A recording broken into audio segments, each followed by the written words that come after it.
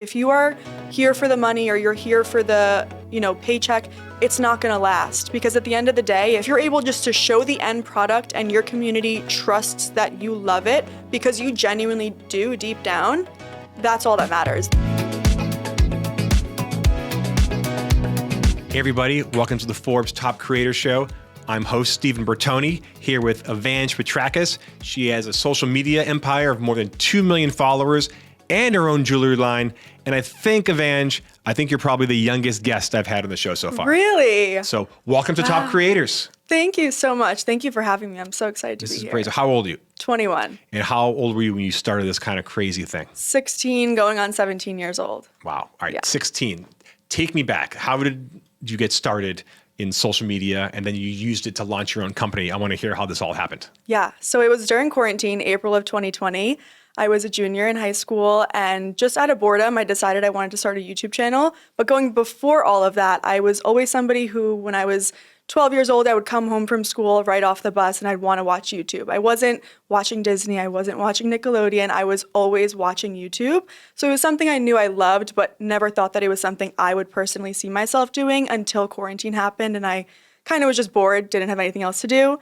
Got a camera, started my own channel, and my first video was a Get Ready With Me. Wasn't doing anything, as were none of us, and I decided to post it. The viewers that I got were just, friends and family, nobody that I didn't already know. My second video was my jewelry collection video, and that's what really went viral, if you will. It got me a lot of new subscribers. It brought me a new audience that I didn't already have. And from that point, I continued filming videos, showcasing my life, sharing my life with my audience, and growing a following. Well, so your first video, you said just a few people, your friends and family watched you, and then the second one kind of took off. Yeah. Any idea why that happened? I'm not sure. I was always somebody that loved to watch a jewelry collection video because I've always loved it as a kid. So I figured it would be like the best video to start with my channel on or start filming for my channel. And I guess other people also had a love for it. So that goes to show you that it did well and other people resonated with that. So it's growing up, like you said, what kind of stuff would you watch on YouTube? And like, were all your friends into it? Or were you kind of the outcast when everyone else was watching other stuff and you're like the YouTube nerd? Yeah, I would say people nowadays tell me I had no childhood because when they reference old classic movies or shows, I don't really know what they're talking about. More so my cousins were watching YouTube, not so much my friends and people I went to school with.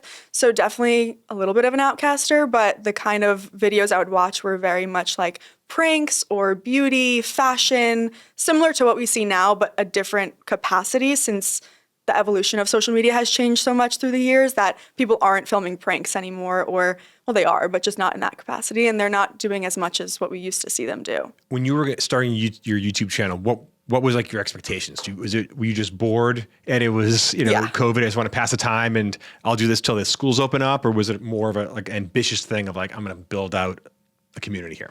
I would say anything I do with like a lot of grit. I love to be successful at whatever it is I'm doing. I like to compete with myself a lot. So I knew it was something, if I'm going to start it, I want to be the best at it. I want to see where this can go, see where I can take it, and just do it as well as I can. Not to say that I thought it was going to be my full-time job or my career. It was more so something, yes, to pass time during quarantine out of boredom. So the fact that it has taken off is something that I didn't expect going into it. So you had that second viral video. Sorry, your second video went viral, which is very good. I talked to a lot of people and they spend, a year churning it out and trying to get that year or two, trying to get that break. Second video, big break.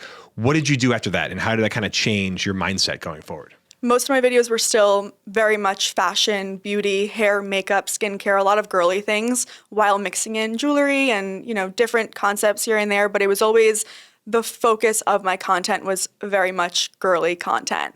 And that was what I felt resonated most with me. And at the end of the day, it was what I wanted to film, not so much what my audience was asking me to film. It was more so what I felt confident doing, what I wanted to wake up every day and do and film, edit and upload. And I built that community that also loved what I was doing, what I was putting out. And I think that is why I've seen the success that I've seen, because it comes so naturally to me. And what was the cadence? You were doing a video a day for a while? Not every day. I do Vlogmas every December, so that is every day. Okay. But at the start, it was about once a week. What's Vlogmas? Vlogmas? You don't know what Vlogmas is? You're 21. I have no idea what's going on. Okay, so Vlogmas is a segment that a lot of creators do on YouTube if you're a YouTuber. Okay. And you film, edit, and upload every day of December leading up to Christmas. Okay. So that is, I would say, the biggest challenge because you are committing to this challenge of filming, editing, and uploading every day, a different concept, different vlog. So you can't just sit in bed. You have to do something every day of the month and make it interesting and entertaining. So that is when I do film very consistently. But other than that, it's about once a week. If you're filming every day, how do you get your ideas? It's more so vlogs these days. Okay. So it's what I'm just doing. I bring my audience on the journey with me. I'll also do a sit-down video, doing my makeup, doing my hair, showing a new hairstyle. So it kind of depends on what I'm feeling that day. But most of the time, it's just bringing them along on the journey. What's it like kind of opening up your life to these people? Again, it's like you're showing them your beauty routine, your haircuts, your makeup, your jewelry. If you're vlogging, they're coming inside your world. What is it like to kind of be that vulnerable in front of like millions of people? Yeah, I would say that a lot of what I do is quite surface level. Doing hair, doing makeup is what most girls, most people do every day of their lives. It's not so much like I'm going in detail on my everyday. I'm sharing the goods, the bads, the ugly of my day, but I'm not so much going into that storytelling that other creators do. It's more so just showing clips of my day. I will talk about certain things, but I'm also not going that detailed into it. So I am vulnerable, but at the same time, I like to protect my peace in that sense where I'm not sharing or oversharing too much. I'm going to go back to this kind of lockdown when you're bored, you have a camera. What kind of camera was it? Canon G7X Mark II. Oh, there we go. You got you got it all down. I still have it. Do you, so like, let's say when COVID eased up and schools were opening up again, were you still posting? Would you say, okay, this era is over, or were you kind of going into it more? Like, tell me what happened, like after, the boredom was over, after the world opened up, what did you do? So I started, like I said, in junior year of high school. Okay. So that next year that school opened up was senior year. And luckily I had the option, as did everybody else in my school at that time, to go hybrid, fully remote, or fully in person. It was a complete option of a choice. And this is Long Island, right? Long Island, okay. yes. So I chose to go fully remote. I knew that I wanted to continue building my platform, building my career, and doing what I love to do while also still doing school.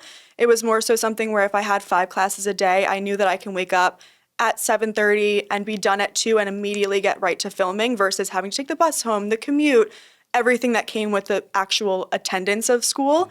So I decided to do fully remote and prove to myself, but also to those around me, that what I'm doing is here for the long run. I'm not just doing it a year later at that point just for fun. It was something that I wanted to build and continue building at and not just stop because school was back in session. What was it like in high school being like a up and coming creator, influencer with like your friends, your parents, your friends' parents? Like what were they thinking? So everybody's been super supportive the entire journey, which I'm so grateful for. My parents and family especially have been nothing but supportive of me. And that I think has driven me to do as well as I'm doing because I have that backbone to continue striving at what I love to do. When it came to the time of not going to college, which was, the stereotypical thing to do, it still kind of is in this day and age. And when I decided to not go to school and not commit to that, that's when I saw a little bit of tension or a little bit of, oh, what is she doing? Is this going to work out? Is she sure she doesn't want to go to school? This isn't here for the long run. It wasn't like a normal career to be pursuing. So for that, I would say it was a little iffy. But other than that, it was complete support. Yeah, take me in that decision. Were you like, were you hemming and hawing? Were you like applying to schools? You were looking at, I feel like it's like a movie where you're looking at your acceptance letter and then you're like, you know what, I'm going to, pass off and do this instead. Like, take me through that journey. And like, were you making money then, or was it more of just your goal to make real money through this? Right. I haven't thought about this in a while. Wow. So a lot of the beginning of that was, yes, I did the whole college application process. I had the college tutor. I took the ACT, SAT. I was fully committed to going to school at a certain point before I realized that my social media journey would be a full-time career. So yes, I was applying. I was hearing back. I was writing those college essays. I was doing the whole thing. It wasn't until I would say a month or 2 before I had to actually commit to my decision that I decided, what am I going to do? I sat down with my parents. I made my pros and cons list. I was like, okay, the pros are outweighing the cons right now. Like, do I need to go to school? What I'm wanting to commit to and continue pursuing, i.e. social media and my career, do I need this diploma to be successful at that? And that's when I realized, no, I don't. I can still be successful at what I'm doing and what I've been doing at that point for 2 years, that I don't need to lose track of everything I'm doing and everything I'm working towards just to go to school and almost get set back at the college lifestyle, going out, partying, all the things that don't fulfill me. That doesn't, I'm not interested in that kind of a thing or that kind of a lifestyle. Nothing to those who do, it's just not for me. So when I realized that, I was like, I don't want to go and I don't need to go. So that's when I decided not to. That's great. That's a, you hear about people dropping out, but you didn't even go. Yeah. I mean, you got accepted, but didn't go. Where were you looking to go? What was like your first choice? I was going to go to SMU. Okay. Yeah. Which I don't think I share with anybody, but yeah, SMU, I was going to go there. That would have been a lot of fun. It would have been. What did you want to study down there?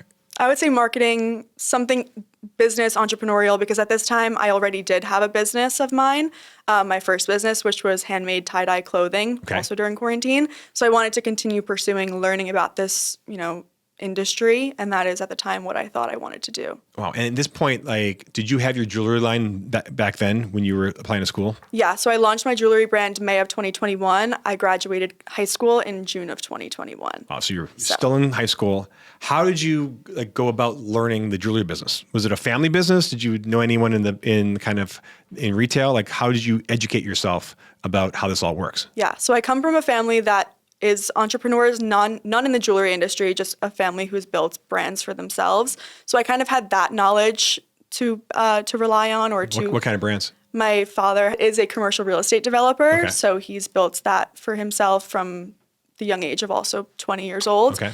So he has a lot of advice to share whenever I have questions. He usually has the answer for me. My mom was a stay-at-home mom, but the best at everything that she's done. She's also a very driven, hardworking person. So that, I feel like, has ingrained that in me from a very young age to, be the best at what it is that I'm doing, be competitive, work hard, strive for success, and always be great at it. Jewelry, on the other hand, was never a family business. It was something that, for as long as I can remember, when I open an album from back when I was like 5 years old, I have jewelry on. It's just something that is a part of me, has always been a part of me. Something I wear whether I'm going to sleep, I'm showering, I'm in the pool, no matter what I'm doing, I'm loaded with jewelry, as you can see. So it's something I knew I loved. Not only did I always love it, but going back to that first video that went viral on YouTube, and every video I would post from that point on, whether it was a TikTok, an Instagram picture, my comments would be flooded with, "Where is your jewelry from? Where is your jewelry from?" None of my own designs, nothing I sell now, but that's when I realized, hey, I can make this a business for myself and I could design my own pieces because of it's resonating with my audience and everybody loves it. So what, you were still in high school. What was your first step? You said, I'm going to start a jewelry line. What was the first thing you did? So going back to when I first started YouTube in April of 2020, in May of 2020, I launched my first brand, which I don't have now. It was called EP The Label, and it was handmade tie-dye, which during quarantine, that was the thing. I don't know if you remember any of that, but that was, a very big thing also, just occupy time out of boredom. So I ordered 500 units of plain white clothing. I handmade tie-dyed them with my family, with my friends, with my boyfriend, in my garage, day and night, just tie-dyeing, washing, everything. And we sold out within the first 24 hours of launching. So that's when I first initially realized that my audience and community that I was building values my word, trusts me, and is willing to support me in whatever endeavors I'm willing to share with them. So much so that, a year later, when I was continued doing launches, it was very labor intensive. It was, it's a lot of work. And also the fashion industry is based on season, fall, winter, spring, summer. So you're doing a lot of, planning, and there's just more to it. Whereas jewelry for me is something that I resonated with way more, but also it's evergreen. You could be wearing the same piece year round with whatever outfit you want. There's no right or wrong to it. And that's what made most sense to me. And so no I dye, switched no tie-dyeing. No tie-dyeing, yeah. So I switched gears, and May of 2021 is when I, relaunched, branded everything to EP Jewels. Where do you make it? How did you find your factories? Like, how did this all, like, you're also in high school, like you calling up from as a high schooler and saying, I want to, I want to do a run of this new design. Like, this is fascinating to me. Yeah. Oh, thank you. So I started going to a lot of jewelry conventions. They have them in New York City, in Miami, in Vegas. So I would fly out to different conventions, which are filled with hundreds of booths of all different jewelry manufacturers, jewelry vendors, who you of course network with and build contacts with. So a lot were at the time built from that. Also, I'm local to the Diamond District in Manhattan, so I would go walk up and down those streets, knock on doors, build contacts, build connections, and show them what it is that I wanted to make and see if they can do it, how long it would take, what the lead times were. I wrote down my list of questions and I would go to each person and ask them, and whoever I got my best answer from is who I would continue working with. Okay, cool. Yeah. What was the first product you made? First product I made was a teddy necklace, which is our logo and one of our bestseller pieces now. Wow, very cool. Yeah. Did you design it? I did. Yeah. And how do you use, like, it's interesting because you said that, you kind of test drove this model with tie-dye shirts, and you said you sold out in like a day. How do you use your social media platforms to sell your jewelry? So my narrative, and something that was never the whole mission at first, but something that I now look at from like an outer scope, and I'm like, wow, that is exactly what I do. Show, don't tell. That's as simple as it sounds, as simple as it is. I'm not the kind of person as a consumer, outside of being a creator, when I'm consuming content, I don't like somebody that's shoving something down my throat. Not somebody who's trying to sell me something or trying to really get me to buy something because maybe there's a paycheck on the other end. I like somebody who's more so standing in front of the camera, subtly showing their outfit or subtly showing their makeup. You see the application of the makeup, or you see the way the clothes fit or the way the necklace is laying, and you want it because of how well it's speaking to you without actually being spoken to you about. So that's something that I portray within my content, and if you watch me, you'll see that. I'm more so of just show my audience, but don't talk about it. I don't need to be vocalizing why they should buy something. I want them to visually see it. So it's more like subtle product Subtle. placement. You're kind of, it's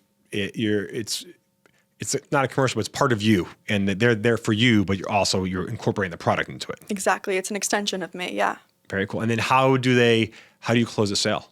If I'm saying I love your earring, right? I want earrings. I want to buy them. Like, do people buy them right from they go to a link on your Instagram and TikTok and YouTube, or is it more of like, are there other ways to do it? Yeah, so we have a Shopify store. Everything is through e-commerce. We also do have pop-ups from time to time, but majority, 9 times out of 10, is through my e-commerce Shopify store. Yes, links in bio, links on my stories, swipe up links, CTA links, email blasts. There's all different ways, but it all directs sales back to that Shopify store. Cool. And how have sales been? Amazing. Absolutely amazing. We got 1,000 sales in 24 hours, 1,000 orders. Like recently, like a drop? Yeah, we had a drop. One of our most successful drops to date. Wow. And how do you balance, like, being a social media, being a creator is a full-time job, running a jewelry line is a full-time job. Like, what does like your week look like? How do you kind of balance all these different things? And there's such different skill sets. Totally. I would say that's the most difficult part with what I'm doing, is that balance between the two. Because like you said, both of them are full-time jobs. So trying to be successful and give enough time and attention to both without, weighing one over the other is one of the hardest things to maneuver, but doing it and just honestly day by day. That's the best way to put it. Being patient, working towards a goal day by day, obviously seeing the end goal and knowing that that is what you're working towards, but at the same time, not rushing to get there just because you're being impatient, or I'm an instant gratification person. So it's hard for me to, just want it right then and there, but to work towards it and know that that's what you're working towards is super important, but managing your time. So every day I'll wake up, I'll look through my emails, whether that's for EP Jewels or for my brand side. I'll have conversations with my manager for my content, or I'll have conversations with my team from EP Jewels, see what's going on for the day. I am in office with my team for my jewelry brand about 1 to 2 times a week. They're there Monday through Friday, so if they have questions, they know they can pick up the phone and call me. My mom also works with me. She manages the whole team, so she's also very available and readily available with any questions they may have. But aside from that, I'm pretty much on Zoom calls. I'm dealing with the web developers, with the manufacturers, with designs, with fulfillment, with customer service. I'm in the nitty gritty of everything, which I don't so much share on social. So you might think I just have like a perfect life of doing my hair and makeup, and you don't see that I'm an entrepreneur on the other side and I'm just having successful drops. But there's so much that goes into it that is not easy. That could be a whole new channel, like the behind the scenes. It is, which I'm planning to do. That's my next thing. How do you think, you said you started off with beauty and get ready with me's and a lot of, fashion stuff, which is, there's so much of it out there. And it's relatively easy to at least to do, not easy to be successful, but easy to create. What do you think helped you stand out amongst all that noise, all those other people out there? I would say don't follow the trends. The most important thing is to do what you love. Listen to your audience, but take a few things away from it. Don't listen to them to the point where you're going to put yourself down because they're saying negative things and they're not liking what you're doing. If you're loving what you're doing, that's what matters most. If you're going to wake up every day and be happy because you love what you do, that means more than what anybody else is going to say or think, because you are who you are because you're loving what you do. And that, to me, is the greatest blessing ever.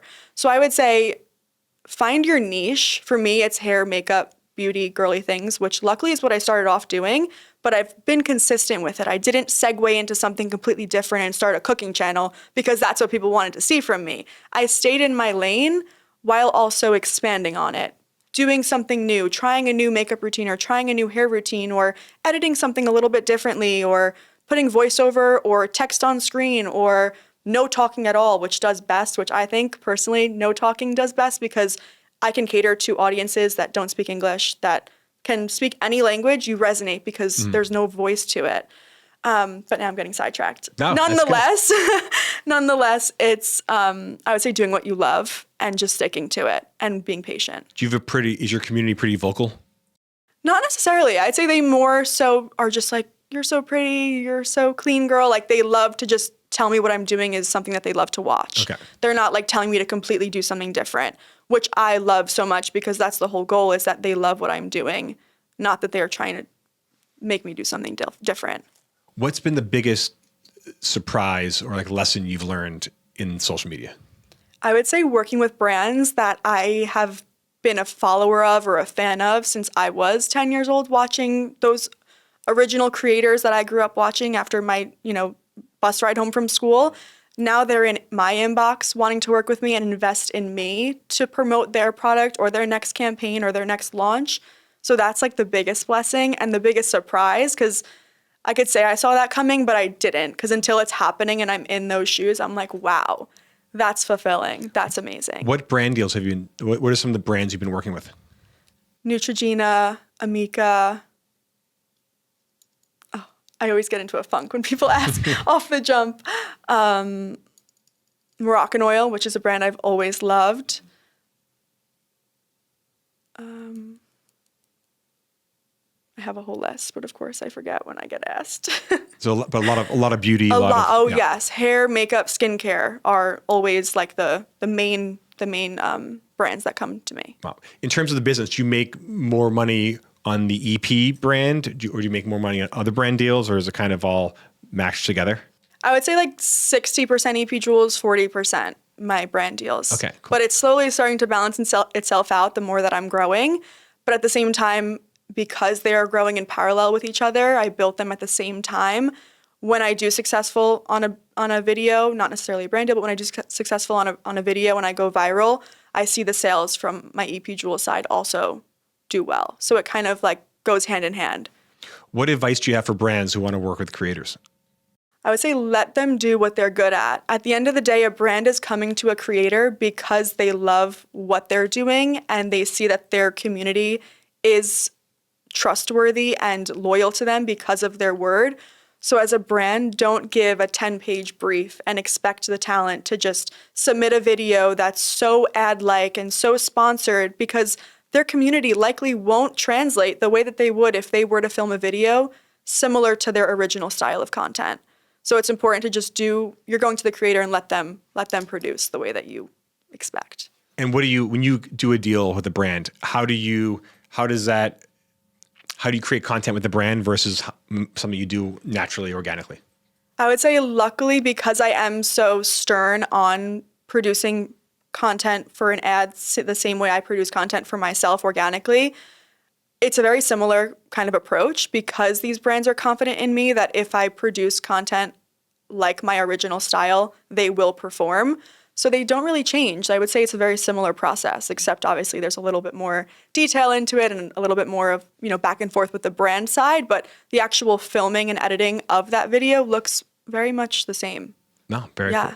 How big is your operation in terms of how big is your team at EP? Do you have like a sales team or a rep that deals with or an agent that deals with your brand deals? What is like the Evangelina LLC look like? Yes. So I have two different LLCs. I have Evang LLC and then my EP Jewels one. Okay. So my EP Jewels side is a team of 7 girls at this point, who I love so very much, and I know they're watching this. My mom is my momager, if you know the term. So my mom is on both sides with me. She's on EP Jewels. She's also on my social side of things. It goes hand in hand. So I would say 7 girls on EP Jewels who do all things from fulfillment, customer service, social media management, brand building, marketing, all the main points of an e-commerce brand these days is what my team is doing in office. And on my social side of things, it's my manager, who's one girl, and she's with an agency, and my mom. Cool. So the 3 of us Mom's getting her hands dirty. She is. She's a powerhouse. She's amazing. You took that big gamble of skipping college and focusing on this. Was there one post or piece of content that kind of made all the difference, that was like the real spark that got this going? Aside from that jewelry collection video, I would say on TikTok, my most viral videos are always my get ready with me's. And most of the time when I ask people how you found me, it's always their response will always be from one of those videos. Again, one of the ones where I'm not talking, I'm not doing much except literally just sitting there doing my makeup. And the way that I edit it and the way that I apply the makeup is super satisfying and soothing or calming. You'll hear my community use those words. So they resonate with that, and it goes viral 9 times out of 10. So that's my niche. The way you put makeup on is calming. Yeah. Okay. I guess the way that I'm just like super soft with the brush strokes, or the way that I edit it, especially, I would say, is like super fast, but the cuts are like you're grasping the techniques that I'm doing. And the end result is always the best part because you see that before and after. Okay. And the point gets across within like no more than 40 seconds. And these days people have no attention span. So that's the most important part. Yeah, you started on YouTube, which is obviously long form, and you're vlogging every day in December. Mm-hmm. And then you've 1 million followers on TikTok, 1 million plus on Instagram. How did you kind of make the jump to those other networks? And kind of how do you strategize, a TikTok video versus an Instagram video versus I'm going to do a longer form YouTube post? Right. So I would say it honestly all happened within the same point. Okay. I was definitely prioritizing YouTube that whole first year because that's what I originally started on, and I didn't want to get too sidetracked with the other platforms because there are so many of them. So I started first on YouTube, and then I started my TikTok platform, and I would post faster paced videos, more quick style, quickly edited. But the way that I differentiate what I'm going to post is on YouTube, I'm more so lightly editing. I'm not being fast paced. I'll do some montages here and there, but I'm more so bringing my audience along on more of my day, not just like 5 milliseconds of every day. Okay. So if you know and love me and you want to get to know more about me, that's what you'll find on my YouTube. But if you like to just see a little bit of me and you want to just keep up with my life and see, small bits, then you'll find that on my TikTok. Gotcha. Yeah. Do you do the same content for TikTok and Instagram? Yes. Okay. I would say more so on Instagram. Obviously, it's the still images with the carousel. So that's where you'll find more savable posts where people find on Pinterest a lot of inspiration. So you'll find picture formats, obviously, on Instagram. So the audience is definitely different on all 3 platforms because if somebody is very heavy on inspiration, they'll likely follow me on Instagram. But if somebody wants makeup tips, they'll find me on TikTok. And if they want to follow my day-to-day, they'll find me on YouTube. What are you seeing now on social media? Like, are there trends you're seeing? Not trends, but like business trends in terms of like how you use the different algorithms, how you use the different social, different platforms. Like what are we seeing now? Like we're here in, almost May 2025. Like what is the state of social media? I would say it's very strange because everybody has a different approach to it. Like I used to be somebody who would only post at a certain time of day within a certain hour slot because I saw my audience was most engaged within that I'll give you an example, 8 to 9 p.m. period. So I would never post. If it was 9:01, I refused to post because I'm like, it's not going to do well. And it became something where I was like holding back on posting because I was so focused on this time thing that now I'll post at 1 a.m. and my video has 2 million views by the time I wake up. So it had nothing to do with that. But you'll hear different advice from different people. I just say do it. Just post what you like whenever you want. Don't listen to the advice because at the end of the day, if the video is good and solid content, it likely will perform as long as you're not just copying someone or following, a trend that maybe doesn't align with you and your audience. At the end of the day, do what you love and you'll see success in that. That's the most important thing. So you're not like a data junkie. You're not trying to game the algorithm. You're just going to, no. If you feel it, you're going to post and that's real. Exactly. I'll literally post in bed at 1 a.m. and I'll go to sleep. I won't check it till the morning. I kid you not, it has 1 million views when I wake up. And I'm like, I'm reaching all the people in Europe because they're already up. So it'll just be a little delayed by the time it gets to the States, but at least it's, done well. And I've built maybe, 10,000 new followers overnight versus waiting off and posting it the next day at 9 p.m. a whole 24 hours later. It's just not worth it. Just post. Just post. What's kind of your plan for the next year or two? You're only 21.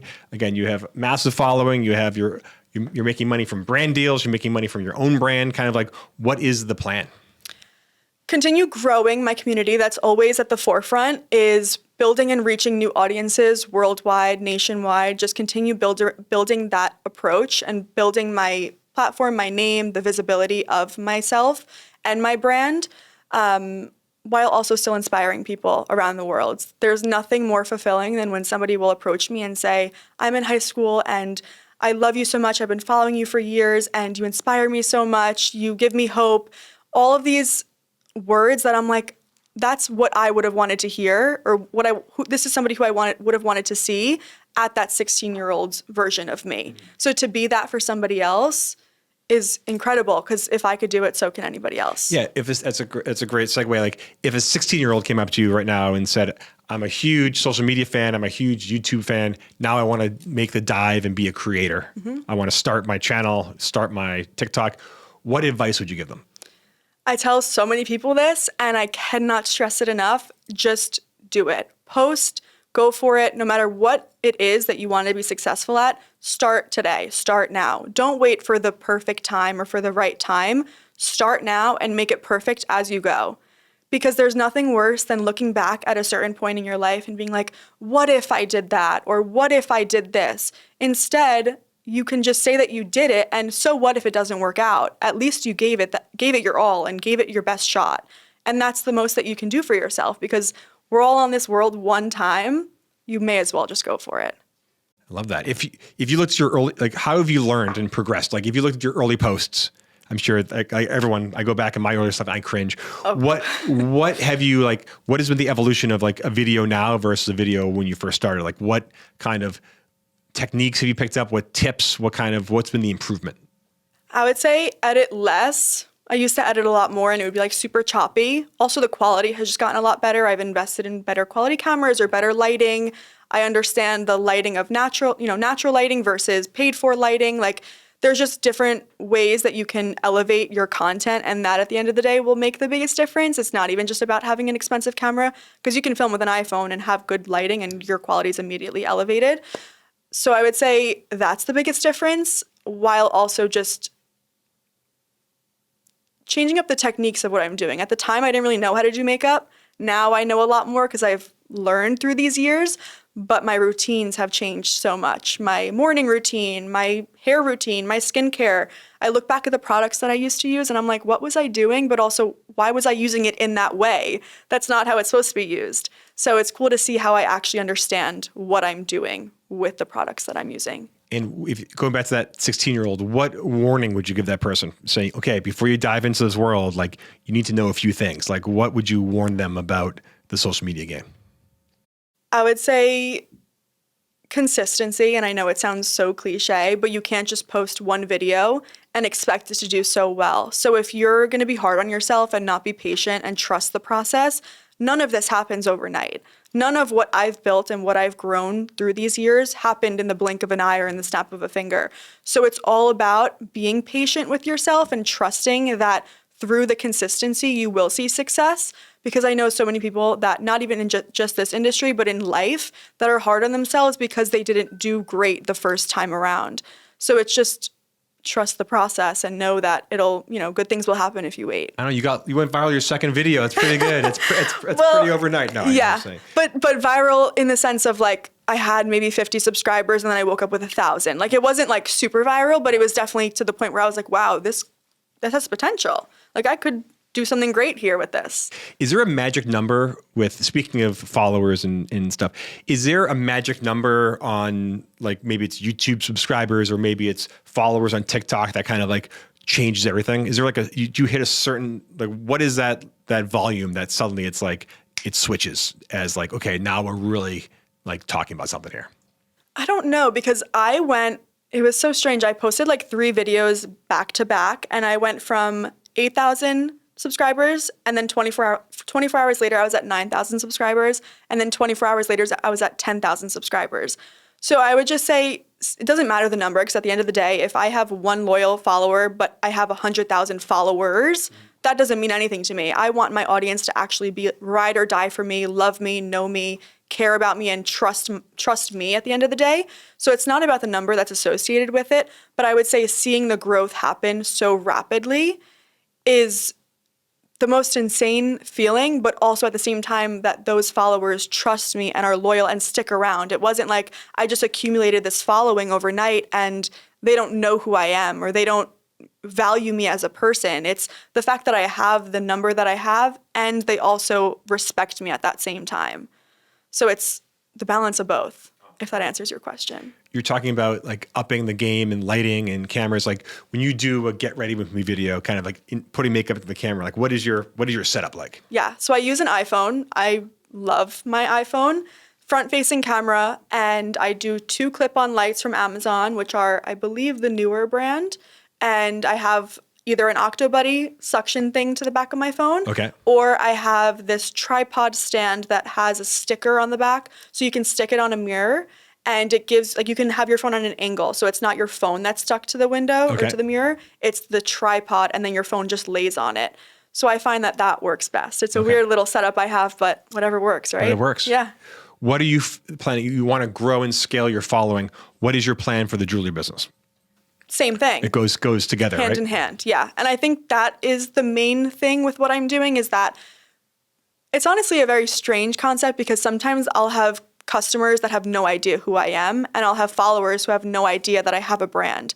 So I want them to be kind of not meshed because I do love that they run and operate as their own entities, but I do at the same time want them to be known together. Like I want somebody who looks at me to know that I am a founder of a brand and that I have a jewelry brand, not that I'm just wearing jewelry and it's not my own designs, because that I think is the coolest thing to say that I designed this letter E and I designed these earrings and I designed this ring. So to have that association is super amazing and fulfilling, which it mostly is at this point. But I would say as I grow my audience, for them to also correlate the two. And I think going back to what you said of starting that segment for myself, I think that would help translate that story because I would start bringing my story to my socials instead of only sharing that on my EP Jewel side of things. And I could help so many people around the world who maybe don't know where to start. So what? Yeah, I like that. So how would you mesh it together? You think you're going to just do more content with it all, kind of more the business side of it all? Yeah. So I think I would do a segment, maybe like a once a week video where I'm responding to questions that I'm getting on about a business topic, whether it's how to start your own website, how to start a Shopify store, how to take pictures, any random question that somebody might have about some endeavor that they're looking to work towards. I would want to answer it to the best of my ability, also using the experience that I've had these past 5 years and enlighten and, give light to that topic because I feel like my experiences thus far have been so amazing that it would be foolish not to share that with the world.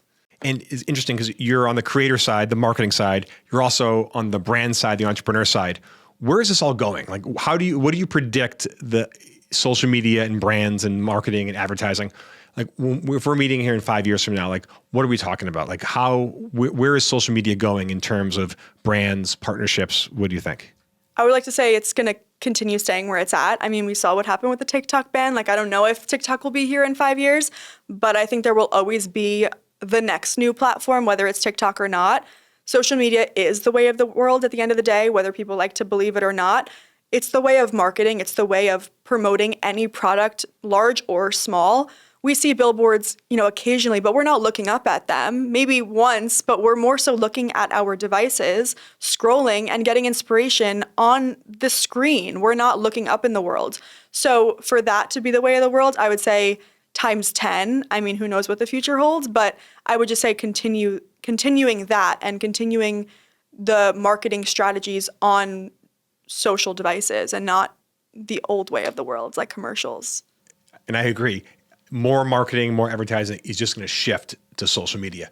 Do you think it's going to be more important to have a massive following, like a Mr. Beast or a D'Amelio sister, or is engagement matters? And is it better to have a smaller group of really engaged fans or massive scale, or maybe one thing works someone else, one works somebody else? I would say the smaller community that is more engaged, because at the end of the day, if I had 100,000 subscribers and it translated to $20,000 in sales, or if I had 1 million subscribers and it also translated to $20,000 in sales, the number of followers doesn't matter. At the end of the day, it's that translation to sales for the brand side of things that matters. So if you find one good creator that has a lower following number, but their audience is showing that engagement, showing that trust and loyalty and understanding what this creator is promoting, that likely will translate more into dollar amount than it will for